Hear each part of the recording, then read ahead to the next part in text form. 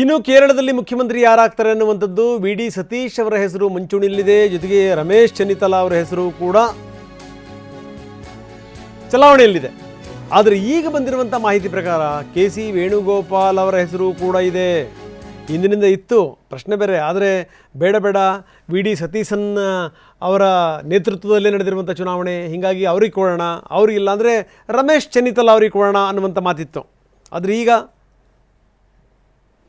ಇವ್ರ ಹೆಸರು ಮುಂಚೂಣಿಯಲ್ಲಿದೆಯಂತೆ. 63 ಶಾಸಕರ ಪೈಕಿ ವೇಣುಗೋಪಾಲ್ ಅವರಿಗೆ 52 ಶಾಸಕರು ಬೆಂಬಲ ಕೊಡ್ತಾ ಇದ್ದಾರೆ ಅನ್ನುವಂಥ ಮಾಹಿತಿ. 52 ಶಾಸಕರು. ಯಾಕಂದರೆ ಕೆ ಸಿ ವೇಣುಗೋಪಾಲ್ ದೆಹಲಿನಲ್ಲಿದ್ದಾರೆ, ಆಯಕಟ್ಟಿನ ಜಾಗದಲ್ಲಿದ್ದಾರೆ, ರಾಹುಲ್ ಗಾಂಧಿ ಅವರಿಗೆ ತುಂಬ ಹತ್ತಿರ. ಇದ್ದೇನು ಮಾಡ್ತಾರೆ? ಇದ್ದಲ್ಲಿ ಕಡಿದು ಕಟ್ಟೆ ಹಾಕುವಂಥದ್ದು ಏನಿದೆ ಹೇಳಿ? ಯಾಕಂದರೆ ಇಲ್ಲಿ ದುಡ್ಡ ಕಾಸ ಅಥವಾ ಏನಾದರೂ ದೊಡ್ಡ ಅಧಿಕಾರನ, ಕಾಂಗ್ರೆಸ್ ಅಧಿಕಾರದಲ್ಲಿ ಇದ್ದಿದ್ದರೆ ಸೆಂಟ್ರಲಲ್ಲಿ ಅದರ ಕಥೆ ಬೇರೆ.